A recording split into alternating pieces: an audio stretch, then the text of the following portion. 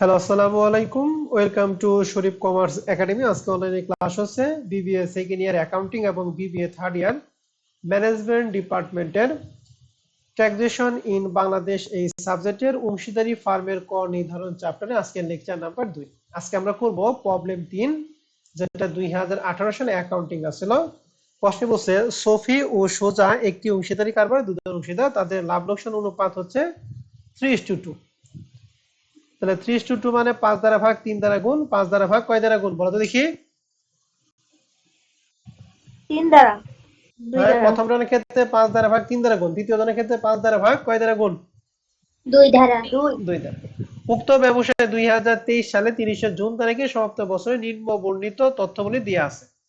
প্রথম লেখা আছে ফার্মের করযোগ্য আয়। এই করযোগ্য আয় মানে নিট লাভ 2,50,000। মূলধনের সুদ সফির জন্য দিয়ে আছে 30, সুজার জন্য দিয়ে আছে 20,000। সুজার কমিশন আছে এক্সট্রা পাবে 20,000 এবং সফির এক্সট্রা পাবে ঋণের সুদ দিয়ে আছে 10,000। তাহলে এই যে যেগুলা পড়লাম এগুলো হচ্ছে ইয়া চার ইয়া কি এগুলা এগুলা হচ্ছে মূলধনের সুদ দুইটা। প্রথমটা হলো সুদের কমিশন, তারপর কি ঋণের সুদ। এরপর আছে ব্যক্তিগত আয়। তাহলে এগুলো হলো ব্যবসায় আয়। আর নিচে গুলো হচ্ছে ব্যক্তিগত আয়। ব্যক্তিগত আয়ের মধ্যে লেখা আছে সুফির বেতন খাতে আয়। এখন এই বেতন খাতে পরিবর্তে এখন হয়ে যাব কি চাকরি খাতে আয়। ঠিক আছে, পরীক্ষার মধ্যে যদি এটা চেঞ্জ করে তাহলে হবে সুফির চাকরি খাতে আয় 3,20,000। সুফির লভ্যাংশ 65,000, ব্র্যাকেটে লেখা আছে মোট। মোট মানে হচ্ছে লভ্যাংশ। বলেন তো আমরা কত পার্সেন্ট হারে মোট অঙ্কিত করি? 10%। এখানে মোট কথা মানে 10% মোট অঙ্কিত করে টাকাটা দিয়ে আছে। ঠিক আছে, যদি নিট থাকতো তাহলে নিটকে আমরা 10% হারে মোট অঙ্কিত করে মোট বের করতাম। এবং সোজার বাণিজ্যিক সিকিউরিটি সুদ দিয়ে আছে 25,000 টাকা এবং সোজার কৃষি খাতে আয় দিয়ে আছে নিট 1,20,000। তাহলে এই কয়টা তথ্যের উপর ভিত্তি করে আমাদের প্রশ্ন হচ্ছে উপরোক্ত তথ্যগুলি অবলম্বনে ফার্ম হতে প্রাপ্ত প্রত্যেক অংশীদারদের আয় নির্ণয় করতে হবে। আমাদের অংশীদার হচ্ছে কয়জন? 2 জন। এই 2 জনের আমাদের কি করব, প্রত্যেক অংশীদার আয় নির্ণয় করব এবং বলছে অংশীদারদের করযোগ্য মোট আয়। অংশীদারদের করযোগ্য অর্থাৎ যত টাকার উপর আমরা কর দেব সেই আয়টা বের করতে হবে। তাহলে দুইটা প্রশ্ন করছে, তাহলে প্রথম প্রশ্নটা আমরা আগে অ্যান্সার করি। প্রথম বলছে প্রত্যেক অংশীদারদের আয়। তাহলে এই আয়গুলি হচ্ছে ব্যবসা হতে তারা কি কি আয় করছে। তাহলে আমরা এটার জন্য সমাধানের একটা ছক কাটছি। ফার্ম হতে প্রাপ্ত অংশীদারদের আয়ের পরিমাণ, ফার্ম মানে ব্যবসা থেকে কি কি করছে। তাহলে করার জন্য আমরা বিবরণ করব, বিবরণ একটা দাগ, এরপরে মোট টাকা, এরপরে সফি এবং সুজা। যদি 3 জন থাকে তাহলে 3 জনের নাম লিখবো। প্রথমেই এখানে এখানে আমাদের যা দিয়ে আছে এর মধ্যে মূলধনের সুদ আছে সফি এবং সুজা। সফির করে 30,000, সুজার করে কত 20,000। তাহলে এই দুইটা মিলা মোট কত টাকা আয় হয় বলেন তো মূলধনের সুদ খাতে? 50,000। তাহলে এখানে লিখছি মূলধনের সুদ সফির 30,000, সুজার 20,000, দুইটা যোগ করে মোট 50,000 টাকা। ওকে ম্যাডামরা,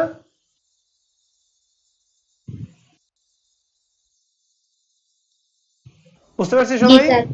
এরপর আসেন, এবার আছে সুজার কমিশন। কমিশন কিন্তু শুধু সুজা, সফির জন্য নাই, এই জন্য সুজার করে 20,000 টাকা, সফির করে নাই, এই জন্য 0। তাহলে 20,000 প্লাস 0 দুইটা মিলে হচ্ছে 20,000 টাকা মোট। ক্লিয়ার?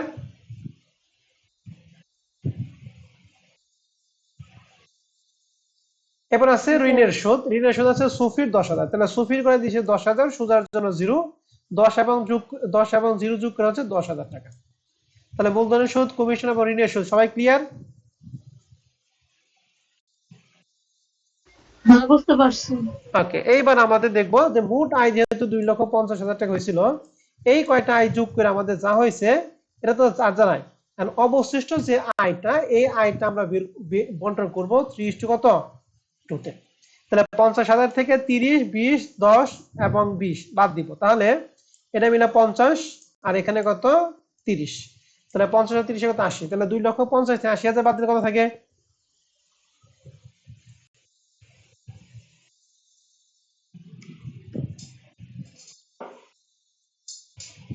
1,70,000। এই 1,70,000 টাকা এখন পর্যন্ত অবশিষ্ট মুনাফা রয়েছে। এই 1,70,000 সুজা এবং সফির, কিন্তু কার কত টাকা তা উল্লেখ নাই। যেহেতু উল্লেখ নাই এই জন্য আমরা এই যে অনুপাত আছে অনুপাতে বন্টন করবো। তাহলে 1,70,000 কে দুইটা যোগ করে অনুপাত হয় 5। তাহলে 5 দ্বারা ভাগ করব, প্রথম জনের ক্ষেত্রে 3 দ্বারা গুণ করবো। আবার 1,70,000 কে দুইটা যোগফল 5 দ্বারা ভাগ, দ্বিতীয় জনের ক্ষেত্রে কয় দ্বারা গুণ করব? 2 দ্বারা। দ্বারা। তাহলে 1,70,000 কে 5 দ্বারা ভাগ 3 দ্বারা গুণ করা হয় 1,02,000, 5 দ্বারা ভাগ 2 দ্বারা গুণ করা হয় 68,000। এই দুইটা মিলে হচ্ছে সেই 1,70,000। এখন আমাদের মোট যোগফল করব, এই সবগুলো যোগফল 1,42,000, এই সবগুলো যোগফল 1,08,000, এই দুইটা মিলে হচ্ছে 2,50,000, যেটা আমাদের সেই শুরুতেই ছিল 2,50,000। তাহলে এই 2,50,000 টাকার মধ্যে সুফির হচ্ছে 1,42,000 আর সুজার হচ্ছে 1,08,000 টাকা। ওকে,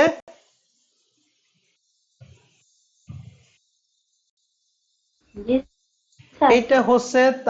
এটা হচ্ছে প্রত্যেক অংশীদার দেখিয়ে আয় নির্ণয় করলাম। আরেকটা প্রশ্ন করছে, সেটা হচ্ছে অংশীদারদের করযোগ্য মোট আয়, অর্থাৎ কত টাকার উপর আমরা কর বা ট্যাক্স দিব সেটা বের করতে হবে। এখন এটা করার জন্য আমাদের এখানে কিছু ডিরেকশন বলা আছে। প্রথম লেখা আছে বেতন। বেতন মানে বর্তমান নাম কি? চাকরি খাতে আয়। চাকরি খাত। চাকরি খাতের ধারা কত বলো তো দেখি? 32 থেকে কত? 32 থেকে 32 থেকে 34। গুড। এরকম বাণিজ্যিক আছে, কৃষি আছে। হ্যাঁ, আমরা আগে সবগুলো দিব, সিরিয়ালে দিই। তো লিখছি অংশীদারদের করযোগ্য মোট আয় নির্ণয়, বিবরণ, মোট টাকা, সুফি এবং সুজা। প্রথমে 1 নম্বরে যেহেতু আছে, আমরা দিই প্রথমে চাকরি খাতে আয়, যার ধারা হচ্ছে 32 থেকে কত? 34। এখন পরীক্ষা হলে এই চাকরি খাতে আয় যে ধারা 32 থেকে গুণে থাকে, তাহলে আপনি সুন্দর করে ব্র্যাকেটে লিখে দিবেন। আর যদি মুন না থাকে তাহলে এই ধারাটা লেখার দরকার নাই, কিন্তু লিখলে উল্টা পাল্টা দিয়ে যাবে না। আমার কথা কি বুঝতে পারছেন সবাই? জি স্যার। যদি ধারা স্পষ্ট মনে থাকে আপনার ধারাটা উল্লেখ করবেন, আর যদি না মনে থাকে তাহলে এটা দেওয়ার কোনো দরকার নাই। তাহলে আমরা চাকরি খাতে আয় 32 থেকে 34 আমরা এখন জানি, এই জন্য দিলাম। আর যদি আপনি মনে থাকে তাহলে দিবেন, না থাকলে বাদ। চাকরি খাতে আয় কিন্তু শুধুমাত্র সফির আছে, সুজার কিন্তু নাই। তাহলে আমরা সফির করে দিচ্ছি 3,20,000, আর এটা 0 সমান সমান মোট 3,20,000। চাকরি খাতে আয়ের পর আছে লভ্যাংশ এবং বাণিজ্যিক সিকিউরিটি। আমরা তোমাদের আর্থিক পরিসম্পদ খাতে আয় পড়াইছিলাম না? যারা শুরু থেকে করছো তারা, আর যারা শেষে পাচ্ছে তোমাদের আবার করাবো, এটা টেনশন করার দরকার নেই। আর্থিক পরিসম্পদ খাতে আয়ের মধ্যে এই সিকিউরিটি যায় এবং কি লভ্যাংশ দুইটাই যায়। বলতো আর্থিক পরিসম্পদ খাতে ধারা কত মনে আছে? 62 মনে যদি থেকে না থাকে 65। তাহলে দেখি 62 থেকে 65। তাহলে বাণিজ্যিক সিকিউরিটির সুদ এবং লভ্যাংশ। তাহলে বাণিজ্যিক সিকিউরিটির সুদের টাকা ছিল শুধুমাত্র সুজার, আর এখানে সফির 0, দুইটা মিলা হচ্ছে 25,000। আর লভ্যাংশ ছিল শুধুমাত্র সফির 65,000 টাকা, সুজার হচ্ছে 0। তাহলে 0 প্লাস 65 মিলা হচ্ছে 65,000 টাকা। তাহলে আমাদের এখানে যে কয়টা ছিল আমাদের সবগুলো শেষ। আর কৃষি খাত, কৃষি খাতের ধারা আমরা কত জানি? 40 থেকে 44। 40 থেকে 44। তাহলে শুরুর কার? সুজার। তো এখানে লিখছি কৃষি খাতে 40 থেকে 44, সুজার করে দিচ্ছে 1,20,000, সুফি হচ্ছে 0, দুইটা মিলে হচ্ছে 1,20,000।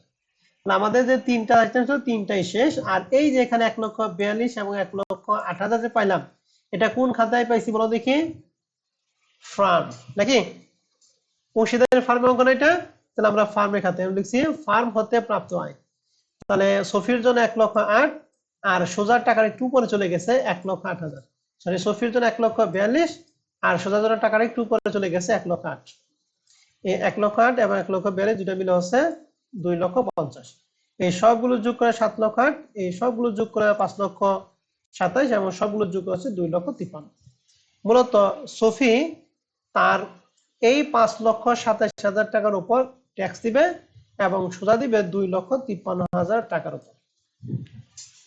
ঠিক আছে ম্যাডামরা, একটু ভালো করে দেখেন, যদি কারো কোনো কনফিউশন থাকে অবশ্যই একবার না 10 বার প্রশ্ন করে। তাহলে এখানে আমরা দুইটা স্যার নতুন তথ্য ফার্মের শিখছি। অবশিষ্ট বুঝি নাই? আয়টা একটু বুঝে দেন। কোনটা? এই যে প্রথম পার্টে? জি স্যার। এটা তো আমি বলে দিলাম ম্যাডাম, 2,50,000 টাকা থেকে 20, 30,000, 20,000, 20,000, 10,000, এই সব মিলে হয় 80,000। তাহলে 2,50,000 থেকে 80,000 বাদ দিয়া থাকে কত জানি বললো একজনে 1,70,000, এই 1,70,000। ঠিক আছে ম্যাডাম? জি স্যার। ওকে, আর কারো কোনো প্রশ্ন থাকলে বলেন।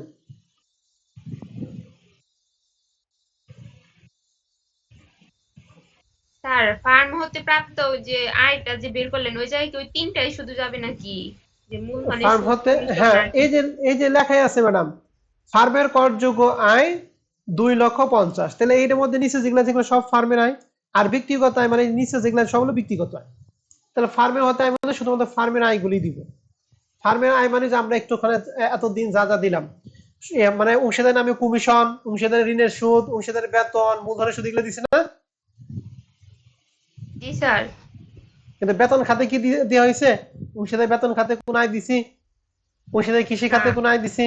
অংশীদার লভ্যাংশ দিছি, বাণিজ্যিক দিছি, বাণিজ্যিক না। এগুলো হলো ব্যক্তিগত আয়। ঠিক আছে ম্যাডাম? জি স্যার।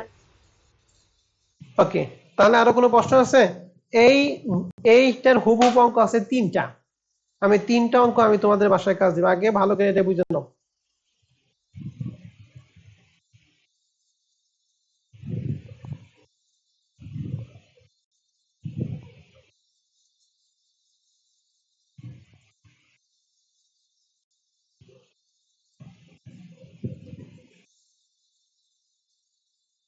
স্যার এত ছোট অঙ্কগুলো কি পারছিস? হ্যাঁ, অবশ্যই পারছি ম্যাডাম, এত ছোট অঙ্ক না, যখন করতে যাবেন তখন বুঝবেন। ঠিক আছে, আসেন। এই যে 5 নম্বর অঙ্কটা, এটা হলো কমার্স পাবলিকেশন বইয়ের প্রবলেম 6 নম্বর অঙ্ক। বুঝতে পারছেন? তাহলে এখানে করযোগ্য মোট আয় 3 লাখ টাকা, এর মধ্যে মূলধনের সুদ মিলি এবং নীলার 30,000, 20,000, নীলার কমিশন আছে, মিলি ঋণের সুদ আছে। তাহলে 3 লাখ থেকে এই কয়টার যোগফল যদি বাদ দেয় তাহলে পাবো কি? অবশিষ্ট মুনাফা। এই অবশিষ্ট মুনাফা কোন অনুপাতে বন্টন করবো বলো দেখি? 2:1। তাহলে এখানে 30, 20, 50, 50, আর এখানে কত হয়? 30, 40, তাহলে 50, 40 কত? 90। তাহলে 3 লক্ষ থেকে 90,000 বাদে থাকে 2,10,000 নাকি? তাহলে এই 2,10,000 ওই অনুপাত দুইটা যোগ করে কত হয় বলেন দেখি? 3 হয় না? তাহলে 3 দ্বারা ভাগ, 2 দ্বারা গুণ, 2,10,000 কে 3 দ্বারা ভাগ, কয় দ্বারা গুণ করবো দ্বিতীয় জনের ক্ষেত্রে? এক দ্বারা এক দ্বারা। কথা বোঝা গেছে? আর নিচের তো ব্যক্তিগত আয়, এটা বেতন খাত, ধারা হচ্ছে 32 থেকে 34, এই নিচে দুইটা হচ্ছে আর্থিক পরিসম্পদ খাত 60 থেকে 65, আর কৃষি খাত 44 থেকে 44, সরি 40 থেকে 44, আর এইটা সব কোনো মিলা হচ্ছে ফার্মের আয়। সবগুলো যোগ বিয়োগ করলে আমাদের মোট আয় বের হয়ে যাবে। ঠিক আছে ম্যাডামরা, 5 নম্বর অঙ্ক পারবো? পারবো স্যার। এটা হলো কমার্স পাবলিকেশন বইয়ের অঙ্ক। হ্যাঁ, আর এইটার মতো আরেকটা অঙ্ক আছে, সেটা অ্যাকাউন্টিং এ না ম্যানেজমেন্ট আছে 21 সালে না 22 সালে?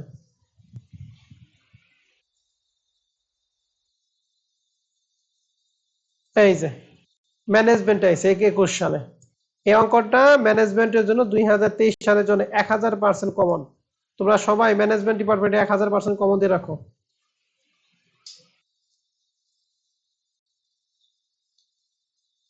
তাহলে এখানে 2,50,000, 20,000, 30,000, 15 এবং 20 সে একই রকম। আর নিচে তো আমাদের ব্যক্তিগত আয় দিয়ে আছে, খালি অনুপাতটা চেঞ্জ করতে 2 is to কত? 3। তাহলে 2 যোগ করে 5, 5 দ্বারা ভাগ, প্রথম জনের ক্ষেত্রে কয় দ্বারা গুণ করবো? 2 দ্বারা। 2 দ্বারা। আর তৃতীয় জনের ক্ষেত্রে? 3 দ্বারা। তাহলে 16 নাম্বার কি পারা যাবে? জি স্যার।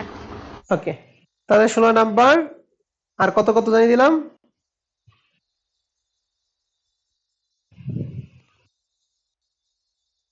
4, 5। 4, 5।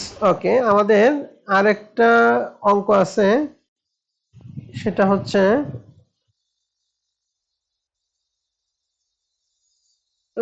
7 নাম্বার। 7 নাম্বার অঙ্কটা করব। 6 নাম্বার অঙ্কটা বাকি হলো। 6 নাম্বার অঙ্কটা আমি নেক্সট ক্লাসে দেখাবো। ঠিক আছে? 6 নাম্বার অঙ্কটা আমি নেক্সট ক্লাসের জন্য রাখলাম।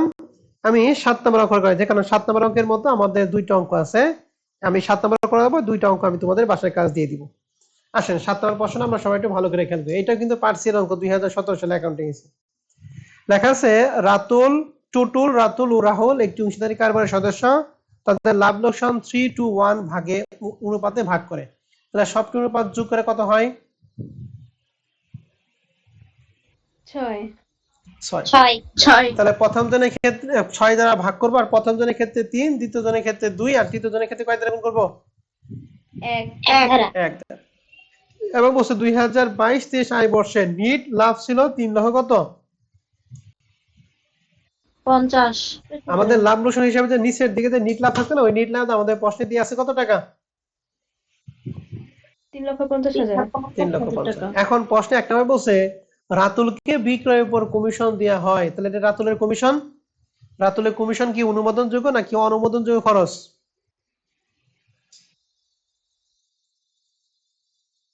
বলেন, অংশীদার নামে খরচ আছে, অননুমোদনযোগ্য তাহলে নিট লাভের সাথে এটা আমরা কি করব? যোগ না বিয়োগ করব?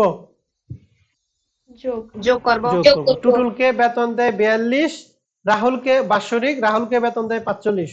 তাহলে তাহলে কি লিখবো? টুটুল এবং বেতন লেখা টুটুলের ঘরে লিখবো কত? 42, রাতুলে দিব কত? 45, দুইটা মিলা দিব টোটাল টাকা করে। ঠিক আছে?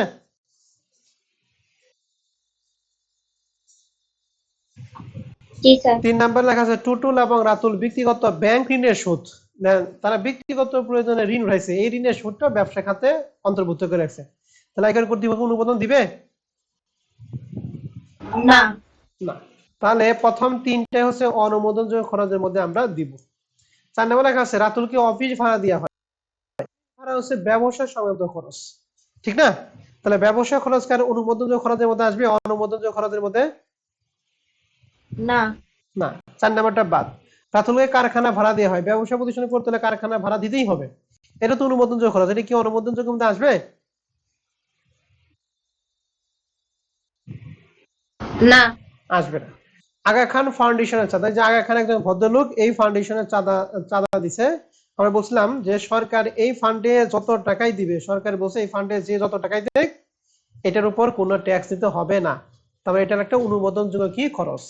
তাহলে রাতুলকে অফিস ভাড়া, রাহুলকে কারখানা ভাড়া এবং আগা খান ফাউন্ডেশনের চাঁদা, এই 3টে হচ্ছে অনুমোদনযোগ্য খরচ, অতএব এই 3টে অনুমোদনযোগ্য খরচের মধ্যে আসবে না।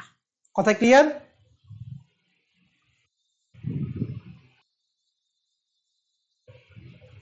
এবার 7 নম্বরে লেখা আছে অগ্রিম আয়কর পরিশোধ। আয়কর যে বছরটা আয়ের উপর কর দিতে হয়, যে বছরটা ওই বছর, কিন্তু করছে কি 1 বছর আয়কর আরেক বছরে দিয়ে রাখছে, তাহলে এইটা কখনো আয়কর কর্তৃপক্ষ অনুমোদন দিবে না, এটা একটা অনুমোদনযোগ্য খরচ। ভোক্তা আইন লঙ্ঘনের জন্য জরিমানা, জরিমানা একটা অনুমোদনযোগ্য খরচ, আর উত্তোলন তো আমরা দিই নাকি? তাহলে এখানে 1 থেকে 9টা আইটেমের মধ্যে বাদ যাবে 4, 5 এবং কত 6। কারণ প্রশ্নে বলছে 23-24 কর বর্ষে কারবারে মোট আয় এবং প্রত্যেক অংশীদার কারবারে প্রাপ্ত আয়ের পরিমাণ নির্ণয় করে। তাহলে দ্বিতীয় পার্টটা আমরা একটু আগে করছি, আগে মোট আয়টা বের করে আসি। তাহলে করদাতার নাম লিখি টুটুল, রাতুল ও রাহুল, আয় বর্ষ, কর বর্ষ, ফিক্সড, মোট আয়, বিবরণ টাকা। প্রথমে নিট লাভ অনুযায়ী নিট লাভ লাভ লোকসান হিসাবে নিট লাভ 3,50,000, এর সাথে আমরা অনুমোদন খরচগুলো আনবি। রাতুলের কমিশন ছিল, বেতন পড়াইছিলাম, ব্যক্তিগত ঋণের সুদ পড়াইছিলাম, অগ্রিম আয়কর পড়াইছি, আইন ভঙ্গের জরিমানা এবং কি উত্তোলন, এই 3টা যোগফল দেওয়া লাগে। এই সবগুলো যোগফল হচ্ছে 3,96,000। আমরা নিট লাভের সাথে অনুমোদন খরচ আমরা কি যোগ করি না বিয়োগ করি বলো তো দেখি?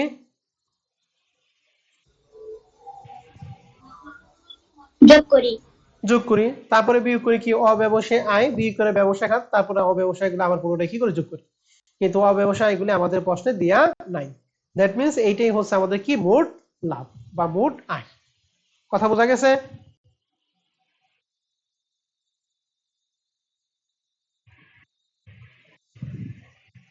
জি স্যার। ওকে, তাহলে আমাদের মোট আয় শেষ। এখন আমরা অংশীদারদের আয় বের করব। তো কারবার হতে অংশীদারদের আয় বা ফার্ম হতে অংশীদারদের আয়, এটা কিভাবে বের করবো একটু ভালো করে আমরা একটু খেয়াল করি। হ্যাঁ, প্রথম লিখছো বন্টন যোগ অর্থ, আমরা কত টাকা বন্টন করবো বলতো? মোট কত টাকা আমরা আয় করছি, ওরা 3 জনে মিলা করছে?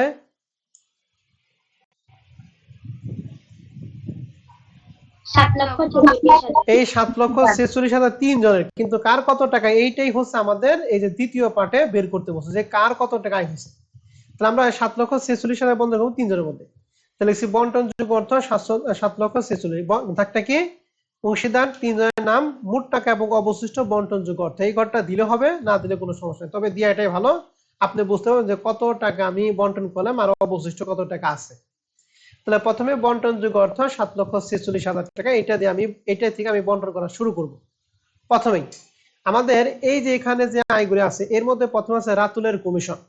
তাহলে আমরা এখানে দিছি কমিশন রাতুলের ঘরে 40,000 টাকা, আর টুটুল এবং রাহুল কি 0।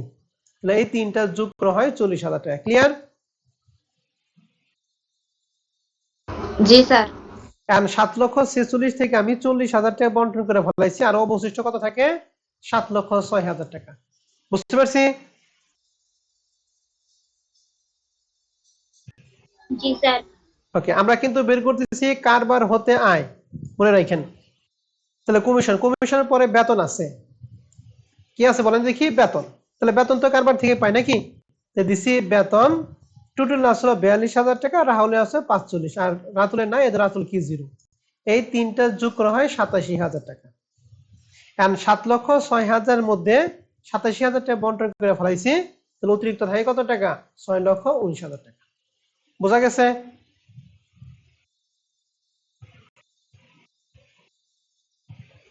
জি স্যার। তাহলে আমি 7,46,000 মধ্যে বন্টন করে ফেলাইছি, 6,19,000 মধ্যে বন্টন করে ফেলাইছি। দেখি আরো কোনো কারবার হতে আছে কিনা। তাহলে কমিশন এবং বেতন দিলাম। এরপর আছে ব্যক্তিগত ঋণের সুদ। ব্যক্তিগত ঋণের সুদটা কি ব্যবসা হতে আয়ের মধ্যে দিব? না। না। অগ্রিম আয়কর, এটা কার নামে কি লেখা আছে? নাই, অতএব এটা আসবে না। জরিমানা, এটা আসবে না। উত্তোলন তার ব্যক্তিগত খরচ, তাহলে এইটাও আমাদের কি আসবে না। তাহলে আমাদের ফার্ম হতে আয়ের মধ্যে কয়টা জিনিস হলো? দুইটা, কমিশন এবং কি বেতন। তাহলে কমিশন এবং বেতনই আমরা দিচ্ছি। তাহলে অবশিষ্ট কত টাকা থাকে? 6,19,000 টাকা। এই 6,19,000 টাকা অবশিষ্ট মুনাফা, যেটা আমাদের প্রশ্নে অনুপাত দিয়েছে, অনুপাতে ভাগ করব। অনুপাত ছিল 3:1। তাহলে তিনটা যোগ করে 6 হয়, তাহলে 6,19,000 কে 6 দ্বারা ভাগ 3 দ্বারা গুণ করা হয় 3,09,500। 6 দ্বারা ভাগ 2 দ্বারা গুণ করা হয় 2,06,333। আর 6 দ্বারা ভাগ 1 দ্বারা গুণ করা হয় 1,03,166। বোঝা গেছে?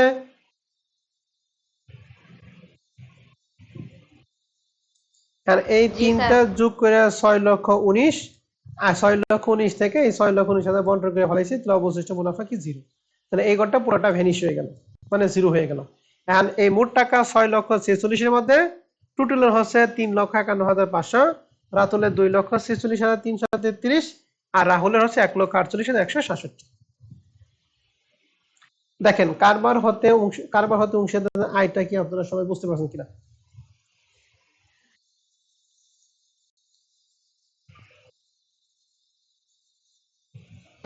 জি স্যার, বুঝতে পারছি। এখানে কমিশন এবং বেতন বাদ বাকি গুলি আনলাম না কেন, তার ব্যাখ্যা কি আপনারা বুঝতে পারছেন?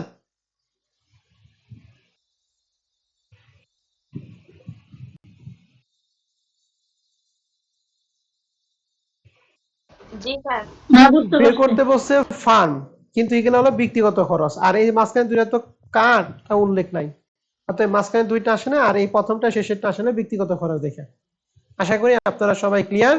এখন এই অঙ্কের হুবহু অঙ্ক 8 নাম্বারটা, যেটা কমার্স ফলোকেশন বইয়ের 23 নাম্বার প্রবলেম। কমার্সের বইয়ের 23 নাম্বার প্রবলেম। এখানে টুটুল, নাতুল ও নাবিদ অনুপাতটা একই, 3:2:1, এবং কারবার নিটাই দিয়েছে 3,50,000। আর 1 থেকে 9 নাম্বার পর্যন্ত পড়েন কোনটা কোনটা আমরা দিব।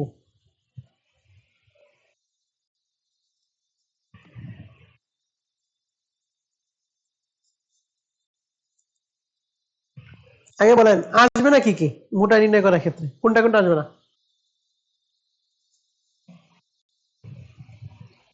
রাতুলকে অফিস ভাড়া দেওয়া হয়। বলেন একটা। তারপর টুটুলকে কারখানা ভাড়া দেওয়া হয়। ওকে, আরেকটা? আগা খান ফাউন্ডেশনের আগা চাঁদা। খান আগা খান ফাউন্ডেশন। তাহলে এই তিনটা বাদে বাদ বাকি সবগুলো আসবে মোটাই নির্ণয় করার ক্ষেত্রে। ঠিক আছে স্যার এবং ম্যাডামরা?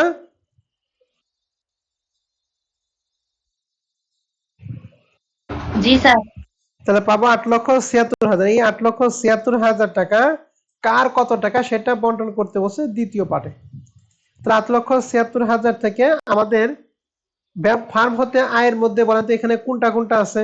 ফার্ম হতে আয়ের মধ্যে 1 থেকে 9 এর মধ্যে কোনটা কোনটা আসবে? কমিশন, বেতন। কমিশন, রাতুলের টাকা আসবে। তাহলে 7,76,000 থেকে 40,000 বাদ দিয়ে যা থাকবে এর অবশিষ্ট। এরপরে বেতন 3 জনের টাকা বাদ দিয়ে যা থাকবে সেটা অবশিষ্ট। এই টাকার সাথে এখানে এটা হলো ব্যক্তিগত খরচ আসবে না, এই দুটো আসবে না, আর এইগুলা এইটা এবং এইটা কার নামে তা লেখা নাই। উত্তর হলো ব্যক্তিগত খরচ। তাহলে 7,76,000 সাথে 40,000 টা বাদ, 42, 50, 53 বাদ দেওয়া যা থাকবে সেটা হচ্ছে আমরা বন্টন করব 3 জনের মধ্যে 3 to 1। কথা ক্লিয়ার? জি স্যার। তাহলে প্রবলেম 8 নম্বর অঙ্কটা পারা যাবে 7 নম্বর অঙ্কের মতো? জি স্যার। ওকে, 8 নাম্বারটা গেল। এবার আসেন 9 নাম্বার অঙ্কটা পড়াইতেছি, ভালো করে খেয়াল করেন। 2016 সালে অ্যাকাউন্টিং এই লাভ লোকসান হিসাব দিয়ে আছে, সবার শেষে নিট লাভ দিয়ে আছে 85,000 টাকা। ওকে, এখন এই নিট লাভের সাথে অনুমোদনযোগ্য খরচ আমরা যোগ করি, বলেন এখানে কোনো অনুমোদনযোগ্য খরচ আছে কিনা, থাকলে কত টাকা, কোনটা আছে?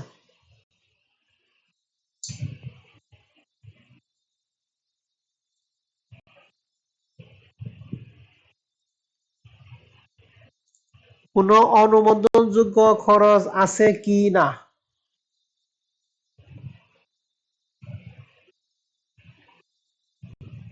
কমিশন। কমিশন, কমিশন তো অবশ্যই অনুমোদন খরচ, কিন্তু সেটা অংশীদার নামে থাকতে হয়। অংশীদার নামে কি লেখা আছে? ও না না। তো তুমি কার করে দিবা, বলো কোনো খরচ আছে কিনা? স্যার বেতন অনাদায়ী আছে। অনাদায়ী দেনা সঞ্চিতি। গুড, এই যে অনাদায়ী ম্যাডাম দান। বলছে, হ্যাঁ গুড, এই যে অনাদায়ী দেনা সঞ্চিতি মানে কুঋণ সঞ্চিতি, এই একটা মাত্র অনুমোদনযোগ্য খরচ আছে। আর দিনা কি বলতেছেন বলো? স্যার বেতন তো প্রত্যেক অংশীদারে দিছে, তাহলে এটা যাবে না? বেতন সেটা সমন্বয়, সমন্বয়ের উপরে আসি ম্যাডাম।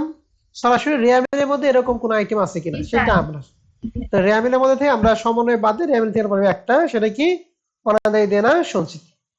এখন সমন্বয় গুলো আসবো, তাহলে এই 85,000 টাকার সাথে অনুমোদন খরচ হবে প্রথমে অনাদায়ী দেনা সঞ্চিতি 12,000 টাকা যোগ করবো। এরপরে সমন্বয় কি বলছে, বলছে প্রত্যেক অংশীদার বাৎসরিক 10,000 টাকা করে বেতন দেয়। তাহলে প্রত্যেক অংশীদার মানে অংশীদার কয়জন এখানে? 3 জন। তাহলে আমরা লিখবো বেতন ক 10, খ 10, গ 10, তিনটা যোগ করে 30,000 টাকা আমরা টাকা করে বসাবো। বুঝতে পারছি?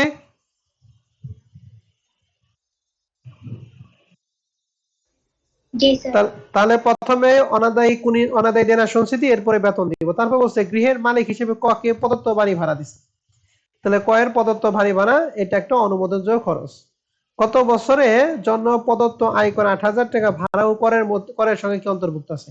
1 বছর আয়কর অন্য বছরে ভাড়া ও করের সাথে অন্তর্ভুক্ত করে রাখছে, তার মানে এইটা একটা অনুমোদনযোগ্য খরচ। আর 4 বছর কর্মচারীকে প্রদত্ত 4,000 টাকা অগ্রিম আদায়যোগ্য নহে, তা অনাদায়ী দেনার মধ্যে অন্তর্ভুক্ত করে দিছে। কর্মচারীকে প্রদত্ত 4,000 টাকা যা অগ্রিম আদায়যোগ্য নয়, কর্মচারীর কাছে যেটা পাবে সেটা অনাদায়ী দেনার মধ্যে অন্তর্ভুক্ত করছে। আচ্ছা, অনাদায়ী দেনা হচ্ছে দেনাদার কাছে যেটা আদায় করা মানে সেটা, যে কর্মচারীর কাছে যেটা লাগে সেটা অনাদায়ী দেনার মধ্যে অন্তর্ভুক্ত করলে কি আয়কর কর্তৃপক্ষ অনুমোদন দিবে? না। দিবে না, কারণ অনাদায়ী দেনা তো হয় বাকিতে বিক্রয় ফলে দেনাদার কাছে যেটা আদায় করা ফলে, কর্মচারী তো প্রতিষ্ঠানে নাকি। তাহলে এখানে আমাদের যে 1 থেকে 4টা আমাদের আইটেম ছিল, এই প্রত্যেকটা আইটেমই অনুমোদনযোগ্য খরচের মধ্যে 100% আসবে। কথা ক্লিয়ার? তাহলে দেখেন একটু ক্যালকুলেশন, একটু মুখে মুখে ক্যালকুলেশন করেন। 85,000 টাকা, 85,000 টাকার সাথে প্রথমে আমরা 12,000 টাকা আনবো, এরপরে 3 জন অংশীদারের 10,000 করে হয় কত টাকা? 30,000 টাকা। এরপরে 6,000 টাকা, এরপরে 8,000 টাকা, এরপরে কত? 4,000 টাকা। এই সবটি যোগ করে কত হয় একটু বলেন তো দেখি। 1,45,000। 1,45,000। তাহলে 85 সাথে 1,45,000 যোগ করে কত হয়?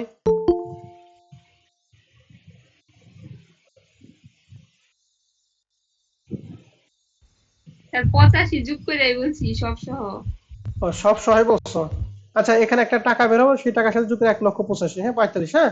এর সাথে আমরা বিয়োগ করি অব্যবসায় আয়, সেটা কি অব্যবসায় আমাদের প্রশ্নে আছে ক্রেডিট পাশে?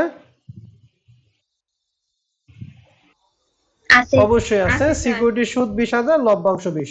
তাহলে প্রথমে এই 40,000 টাকা আমরা কি করবো বলো দেখি, বিয়োগ করে ফেলাবো নাকি?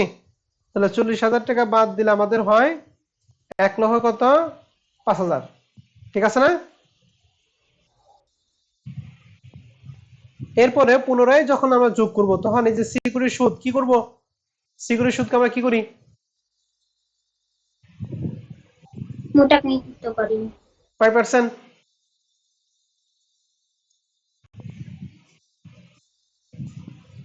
পাঁচ পার্সেন্ট। আর লভ্যাংশকে 10%। করেন করেন করেন, কত হয়?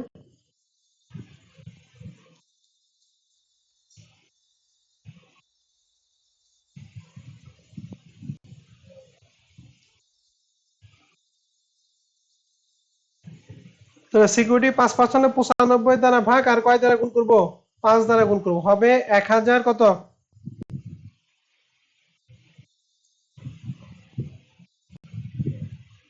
জান তো সিকিউরিটি মোট অঙ্কিত করে কত হয়? 1052। 1,052। মোট অঙ্কিত করলে না টাকা বাড়ে, আমার কমলো কেন? আমরা কি ভুল কিছু করলাম? স্যার 100 দ্বারা গুণ 95 দ্বারা ভাগ না। হ্যাঁ হ্যাঁ ঠিক আছে, এই জন্য টাকাটা কমে গেছে, ঠিক আছে। 21,053। ওকে, আমি আমি ভুল বলছি, এই জন্য এই যে সময় ওইরকম হয়েছে। 21,000 কত? 53। 53। আর 20,000 কে পরবর্তী 20,000 কে 10% মোট অঙ্কিত করে।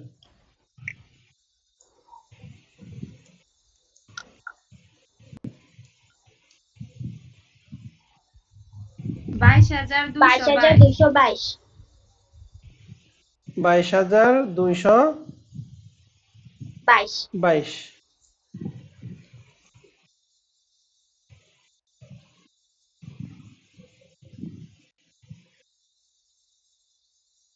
তাহলে কত হয়?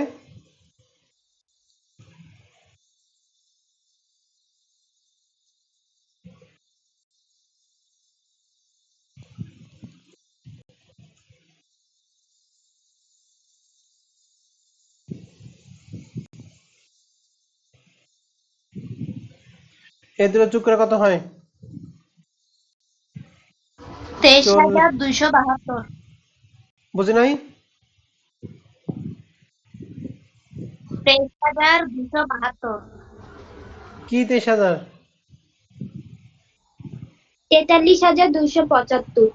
43,275, হ্যাঁ ঠিক আছে। তাহলে 1,05,000 সাথে এটা যোগ করবো, যোগ করলে কত হয়? 1,43,500 48, 48,200 কত? 1,48,275। এই 1,48,275 অ্যান্সার, হ্যাঁ। আর 8,000 টাকা দিয়ে আছে, এটা আগের অঙ্কের অ্যান্সার দিয়ে আছে।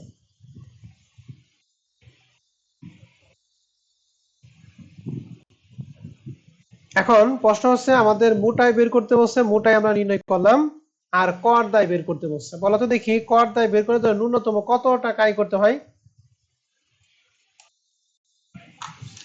3,50,000। তাহলে আমাদের যে আয়টা হলো, এটা কি 3,50,000 টাকা কম না বেশি? কম। কম। তাহলে কর দায় বের করার কোনো প্রয়োজন আছে নাকি নাই? নাই। নাই। নাই। ঠিক আছে, তাহলে আমরা কি লিখবো, যেহেতু 3,50,000 টাকা কম, এই জন্য কর দায় নির্ণয় করার প্রয়োজন নাই। নাই। কথা ক্লিয়ার সবাই?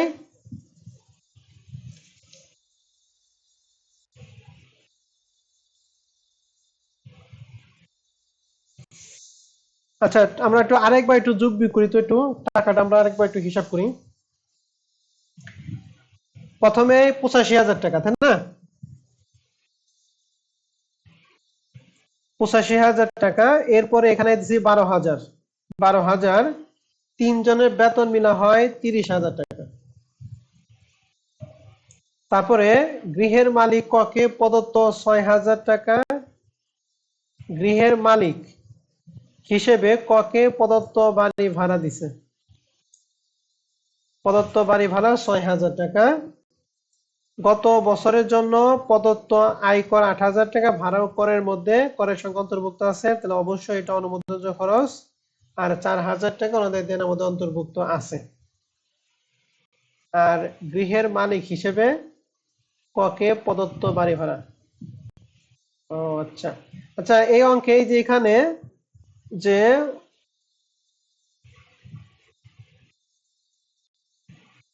৭ নম্বর না ৮ নম্বর, ৮ নম্বরটা একটু দেখি। রাতুলকে, এই যে দেখেন, এই যে রাতুলকে অফিস ভাড়া দেওয়া হয়, কারখানায় ভাড়া দেওয়া হয়, এগুলা কি আমরা এই ইসের মধ্যে আনছিলাম, অনুমোদনযোগ্য খরচের মধ্যে আনছিলাম? না স্যার। নাই, আনা হয় নাই, তাই না? তাহলে এখানে ওই যে ককে যে প্রদত্ত বাড়ি ভাড়াটা দেওয়া হয়েছে, ঠিক আছে, ককে প্রদত্ত বাড়ি ভাড়া, তাহলে এইটা হচ্ছে অনুমোদনযোগ্য খরচ, এটা অনুমোদনযোগ্য খরচের মধ্যে আসবে না। এই ৬,০০০ টাকা, হ্যাঁ, এই ৬,০০০ টাকার জন্য হয়তো আমাদের রেজাল্টে গন্ডগোল থাকতে পারে। আচ্ছা, ৬,০০০ টাকা বাদ দিয়ে আমরা হিসাব করি তো। এই ৬,০০০ টাকা বাদ দেন, তাহলে ১২,৮, ১২,৮ হয় ২০, ১,৪২,০০০। ২০ আর ৩০, ৫০, ৫০ আর ৫৪, তাহলে ৮৫,০০০ সাথে ৫৪,০০০ যোগ করে কত হয়? ১,০০,০০০ কত বলা? ১,৩৯,০০০। ১,৩৯,০০০ না, ১,৩৯,০০০। আপনারা একটু ঠিক করে নিয়েন, কাটাছে হলো ১,৩৯,০০০ এর সাথে প্রথমে এই দুইটা বিয়োগ, তাহলে ৪০,০০০ টাকা বিয়োগ করব, কত হয়?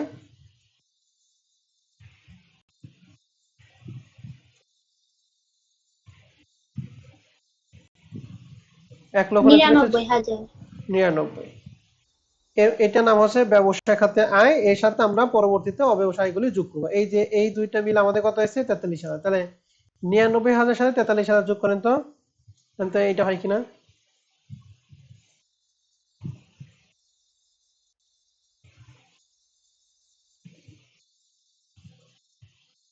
হ্যাঁ স্যার, ১,৪২,২৭৫। ওকে, ঠিক আছে। তাহলে এই যে এই জিনিসটা আমাদের ভুল হয়েছিল। মালিক হিসেবে মানে মালিককে তো বাড়ি ভাড়া দিতেই হবে, অতএব যেহেতু বাড়ি ভাড়া মালিককে বাড়ি ভাড়া দিচ্ছে, তাহলে এটা হলো অনুমোদনযোগ্য খরচ, এটা অনুমোদনযোগ্য খরচের মধ্যে আসবে না, ঠিক আছে? তাহলে ৬,০০০ টাকাটা বাদে বাদ বাকি তিনটাই আমাদের প্রশ্নে আসবে, ঠিক আছে ম্যাডামরা?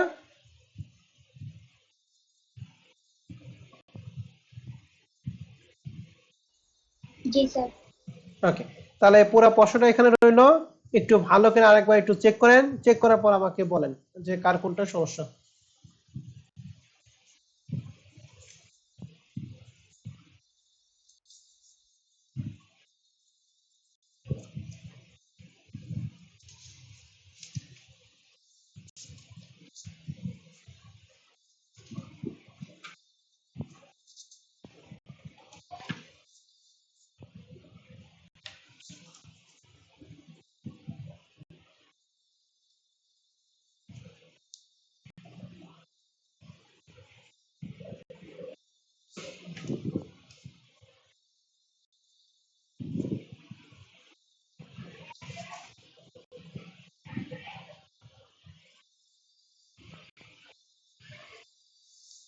একটু মিলান, কারো কোনো প্রশ্ন থাকলে বলেন।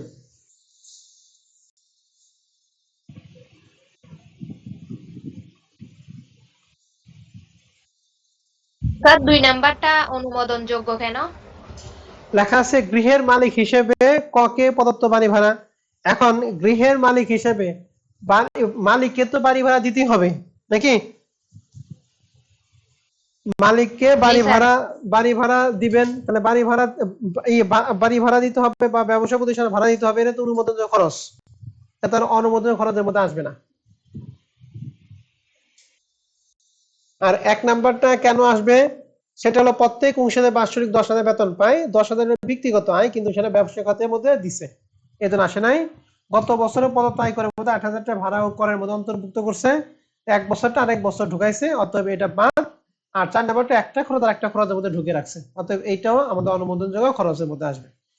তাহলে ১, ৩, ৪ আসবে, ২ নাম্বারটা আসবে না, ঠিক আছে ম্যাডাম? জি স্যার। ওকে, তাহলে আমাদের এই ৯ নম্বর অঙ্কটা শেষ হলো। তাহলে এখন আমাদের বাকির মধ্যে আছে 10 নাম্বার অঙ্কটা, আর আগে জানি কত নাম্বার অঙ্ক রাখলাম? 6 নাম্বার।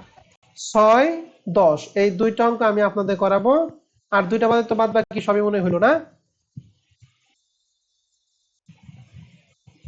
12 স্যার নম্বর 12 অঙ্ক কি? নাম্বার হয় নাই। 12 নম্বর অঙ্কটা বাকি আছে না? আচ্ছা 12 নম্বর অঙ্কটা করে দিয়ে আসো, আমি এখান থেকে দেখাবো না। ওকে ঠিক আছে, তাহলে 6, 10 এবং 12 এই তিনটা বাকি আছে। হ্যাঁ, তাহলে এই তিনটা অঙ্ক আমরা নেক্সট ক্লাসে আপনাদের দেখাবো। স্যার 17 নাম্বারও হয় নাই। 17 নাম্বার কি আছে আমাদের শিটে? 17 নাম্বার তো আমাদের শিটে নাই। ও স্যার আমারটা তো আগের বছরের। আমাদেরটাও তো আছে গো, 17 নাম্বার। কি 17 নাম্বার কি প্রশ্ন আছে? শীতে আছে তো। কি তাই বলো, প্রশ্নটা কি? স্যার 2022 সালে ম্যানেজমেন্ট আসছে এটা। থার্ড ইয়ার ম্যানেজমেন্টের। হ্যাঁ স্যার। তুই হাতে তাহলে আমি আমার একটা একটা এখানে কম কম কেন? তাহলে তো অঙ্কটা কোন অঙ্কের মতো? কত নম্বর অঙ্কের মতো? আচ্ছা আমি রেকর্ডটাকে শেষ করি, রেকর্ডটাকে ই করে নিই। এটা সুবিধা তো দিয়ে আমাদের আজকে ক্লাস এই পর্যন্ত থাকবে। আগামী ক্লাসে আমাদের বাদ বাকি চারটা অঙ্ক ক্লোজ করে আমরা চ্যাপ্টার শেষ করবো।